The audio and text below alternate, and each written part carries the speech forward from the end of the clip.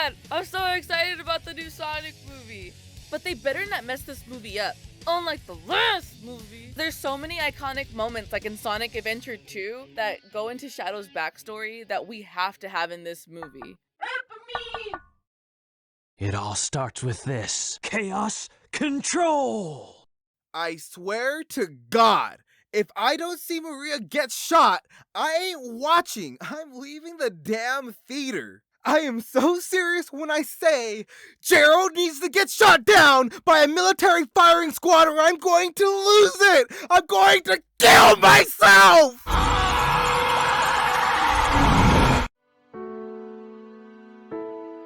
Maria needs to have an impact in the narrative of the Sonic movie. I think that's something we can all frankly agree on.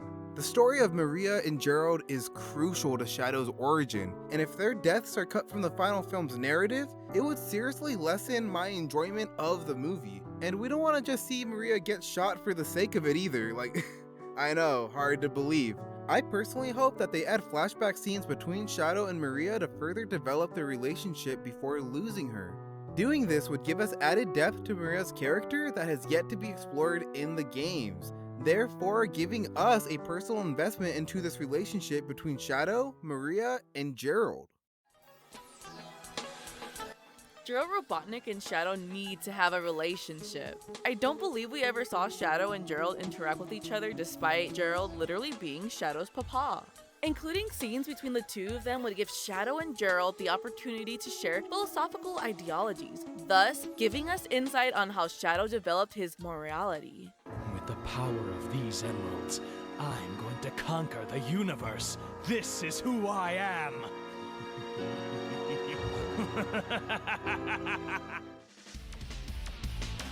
In Shadow Adventure 2, all people knew about Shadow's origin was that he was meant to be a weapon that the government can control. In some ways, they achieved that goal, but it wasn't until Shadow the Hedgehog 2005, the video game, that his backstory was expanded upon.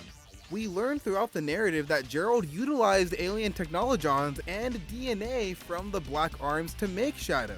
Specifically their leader, Shadow's biological papa, Black Doom. So one of our biggest hopes is to see some of this background alluded to in the Sonic movie. However, I wouldn't want it to be a large part of the film, as it could distract from the narrative. Rather, I hope that they give us hints and some Easter eggs revolving around the Black Arms to hold on to for the totally real Shadow the Hedgehog live-action movie releasing in 2027. Mark your calendars!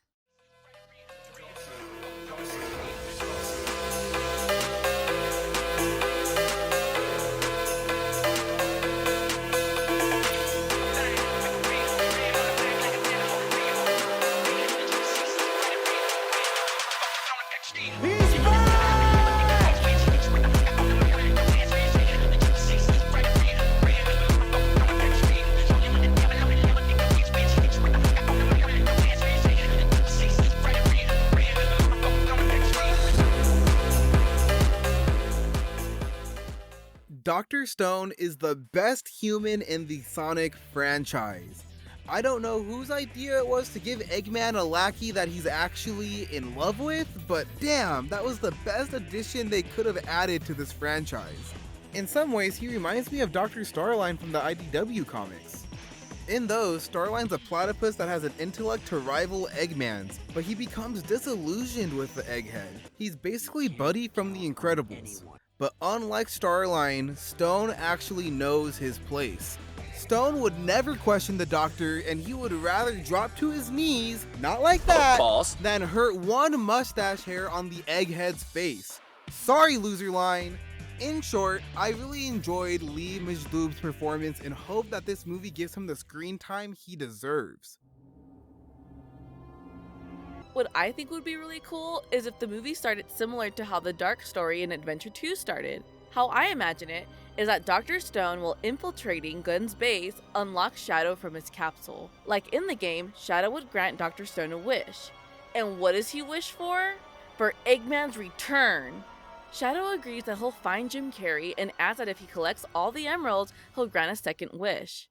This opening, would set a serious tone for Shadow while pairing him up with the best human character in these movies. Yes, I'm serious. Just imagine Shadow rising up, looking down upon Stone as he proclaims his vengeance on humanity. Then jump cut to Sonic chilling with Tom and Mrs. Tom, with Tails, Knuckles, and the Gun Commander at the Olive Garden.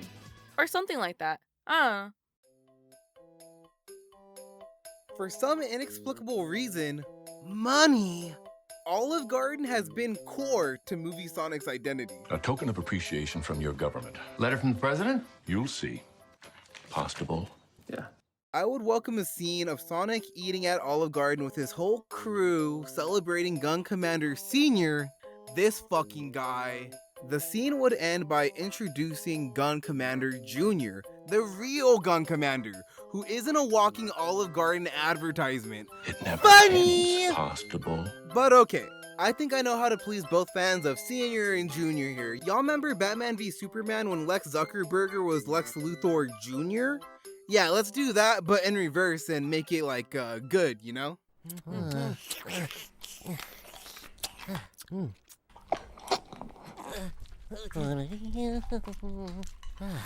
Yeah, this dude is Gun Senior, and this new character is Gun Commander II Jr.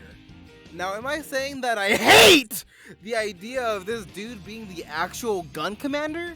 He's a fun character and all, but I believe introducing his son would allow for him to make his little Olive Garden jokes while at the same time allowing for a more faithful Gun Commander to take charge. I know that for whatever reason some people actually dislike Gun Commander, but come on! Maria and Gerald are his only family. For fuck's sake, it would be insane not to include him. But do you think they can hold our blue blur for long? Hell nah! The most epic and iconic scene of all Sonic history, in my opinion, needs to be recreated. I imagine this moment would kick off the second act of the film. Sonic's entire world has changed, and as he's being targeted, the question remains as to why. In the games, it's due to Shadow being mistaken for Sonic at night. Taking out the trash at night.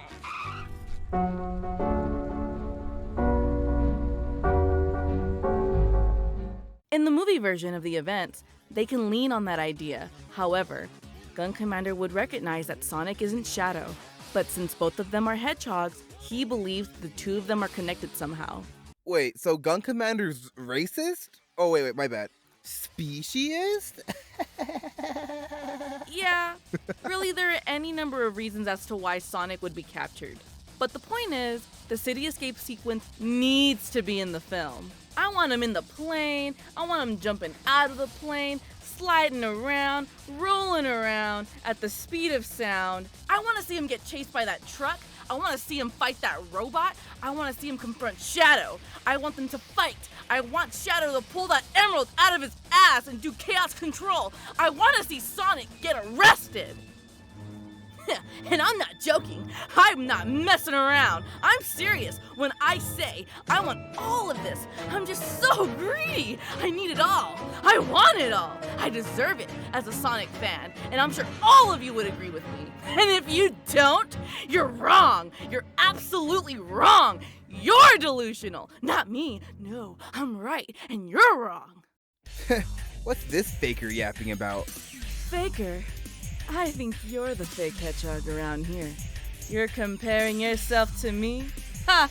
You're not even good enough to be my fake. I'll make you eat those words! Ha! Poof. Ah! Ah! Oh, you play too rough.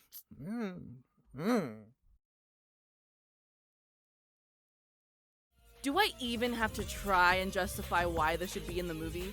It should just be in the movie. This is by far the most iconic moment in the entire franchise. I quote it with this faker every other day. I even have it as my lock screen. Faker, you're comparing yourself to me? Ha! You're not even good enough to be my fake. Wait, you have it on your lock screen? Yeah, I got it right here. Nice.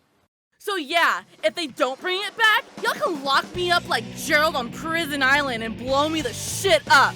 Plus, This scene leads to the most iconic island exploding sequence ever made in human history.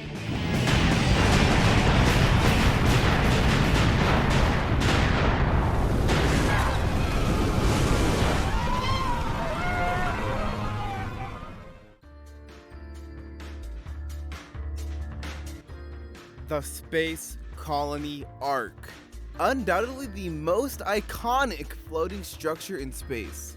TBH, the Ark has always been a structure that has sort of haunted me. It always felt as if the place was possessed.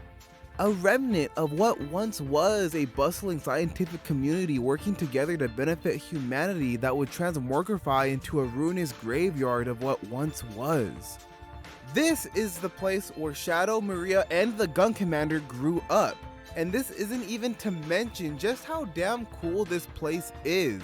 If I can witness these two do this shit in this movie, I will legitimately lose my mind and truly ascend into Chow Heaven where I belong.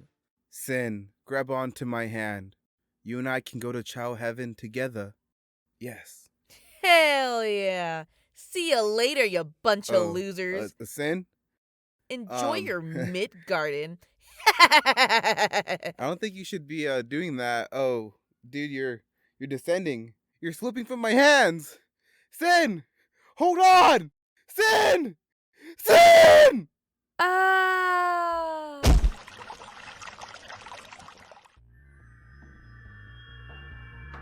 Yeah, the Bio Lizard, aka Shadow's sister. So yo, check this out.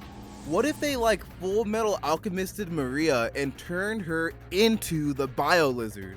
And when confronted with the Bio Lizard itself, or I should say herself, she'd be all like, Shadow? In Maria's voice. Whoa. Whoa. Chills. Literal chills. And then Shadow would kill her! No way! Absolutely not! Terrible idea! What's wrong with you? You're twisted, man. What the hell? But you're right about one thing. The Bio-Lizard 100% needs to be in this damn movie. The Bio-Lizard is by far the most iconic biogenetically engineered sigmamorph lizard in all of fiction. And if they're not in this movie, I will not be very happy. The Bio-Lizard acts as a dark, twisted up, cracked reflection to Shadow, as it represents the mindless monster Shadow could have become if he didn't internalize Maria's true hopes for humanity. Therefore, Shadow defeating the Bio-Lizard acts as him defeating the evil within himself, and this is no better represented than in his transmortification into Super Shadow.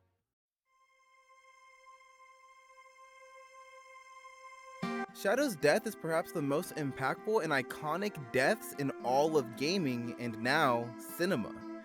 Shadow, who once tried to take his vengeance to destroy the Earth, realizes that Maria's true wish was for him to guide it to a better tomorrow. When I first witnessed Shadow's death, I felt a heavy weight on my shoulders. Witnessing everyone discuss the tragic passing of Shadow almost made it feel like we really lost somebody, as if Shadow was a real person. Man. Messed up. You saved the world when no one else could. Just you, all by yourself, single-handedly sacrificing yourself to save the world. I'll miss you, Shadow, and I'll never forget what you did for us that day. Super Luigi Galaxy.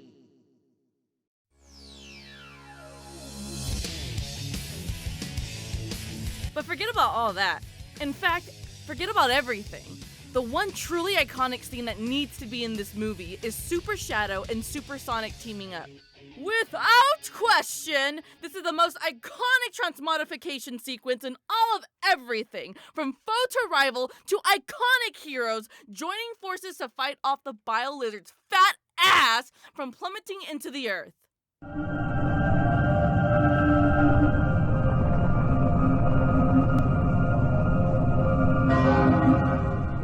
If these elements are not in the movie, I will chaos control back in time and kill myself as a baby, so I will never grow up to fathom the utter disappointment I would experience at the potential omission of this truly iconic conclusion.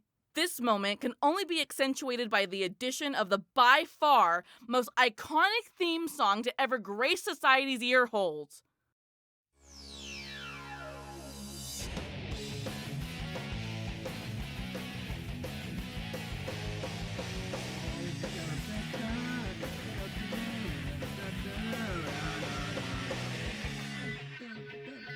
Can you feel life moving through your mind? Oh, it looks like payback for tamales! Yeah! I want to eat some tamales. And that's the video. Honestly, if any of y'all have gotten this far, just from the bottom of my heart, thanks a ton. This took forever to put together. And hey, if you like this kind of content and you'd like to see more, subscribe and stick around. No, really, thank you guys so much for watching. And what iconic Sonic scenes do you want to see in the new movie? Let us know in the comments below. We read every single comment, so go do it. Go do it now. Okay, bye. Also, it would be rad as hell if in this movie's after credit scene we had Silver returning from the future to stop an alien invasion, the Black Arms invasion, and he's looking to eliminate Shadow, aka the Doom Trigger. Okay.